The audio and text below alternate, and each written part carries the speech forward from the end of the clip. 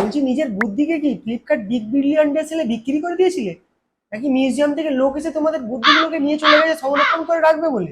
না হলে শালা সকাল থেকে 5 জন কখনো এই মেসেজটা আমাকে পাঠায়, কি রিচার্জ অফার, পশ্চিমবঙ্গে প্রথমবার বিজেপির সরকার গঠনের আনন্দে মোদিজি সকল ভারতীয়দের 749 টাকার 3 মাসের জন্য রিচার্জ একদম ফ্রি দিচ্ছেন।